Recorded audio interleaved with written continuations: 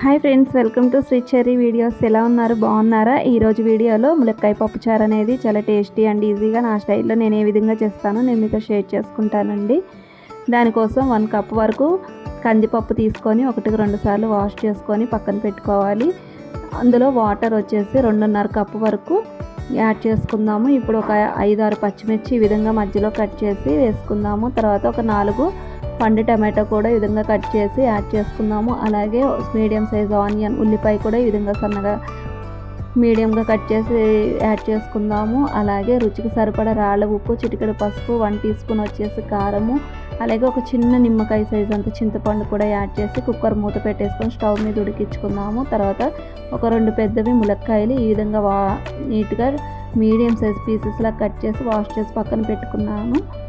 తర్వాత ఈలోపు పప్పు అయితే ఉడికిపోయిందండి. పప్పు అనేది 5-6 విజిల్స్ వచ్చే వరకు బాగా మెత్తగా ఉడికించుకొని ఈ విధంగా పప్పు గుత్తితో బాగా వెనుక్కొని, ఉప్పు సరిపోకపోతే కొంచెం ఉప్పు వేసుకొని వెనుక్కోవాలన్నమాట.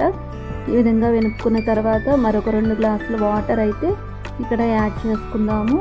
సో ఈ విధంగా ఈ క్వాంటిటీలో వాటర్ చూసుకొని యాడ్ చేసుకోవాలి. ఇప్పుడు దీన్ని వేరొక గిన్నెలోకి ట్రాన్స్ఫర్ చేద్దాము. ఇక్కడ చూస్తున్నారా ఫ్రెండ్స్, నేనైతే ములక్కాయ అనేది ఇక్కడ యాడ్ చేస్తున్నాను అనమాట.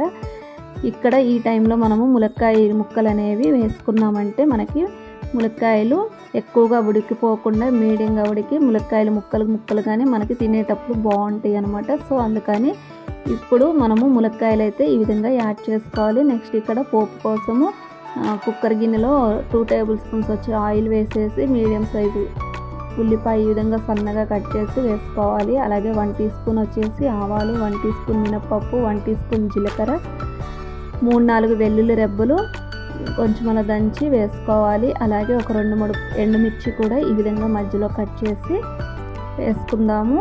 నెక్స్ట్ ఇక్కడ మనం చూస్తున్నాం కదా, పోపు అయితే మనకి ఈ విధంగా అయితే ఫ్రై అవ్వాలండి. ఎక్కువ మాడిపోకూడదు, అలాగని దూరగా కూడా కాదు, కొంచెం ఈ విధంగా రెడ్ కలర్ గోల్డ్ కలర్లోకి వచ్చేలాగా బాగా ఫ్రై చేసుకోవాలి.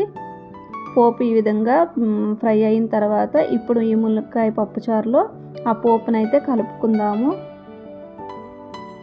నేను ఇందాక ఉప్పు వేయటం మర్చిపోయానండి, అందుకని చెప్పేసి నేను ఇప్పుడు ఉప్పు వేసాను. చూస్తున్నారు కదా ఫ్రెండ్స్, ఇది ఒక 5 నిమిషాలు బాగా పప్పుచారు మరిగించుకోవాలి. పప్పుచారు మరిగేటప్పుడే మనకి ఆ ములక్కాయ ముక్కలు అనేవి బాగా ఉడుకుతాయి అన్నమాట. మీడియంగా ఉడుకుతాయి. బాగా మరిగించుకుంటేనే పప్పుచారు చాలా టేస్ట్ వస్తుంది. ఫైనల్గా కొత్తిమీరతో గార్నిష్ చేస్తాం.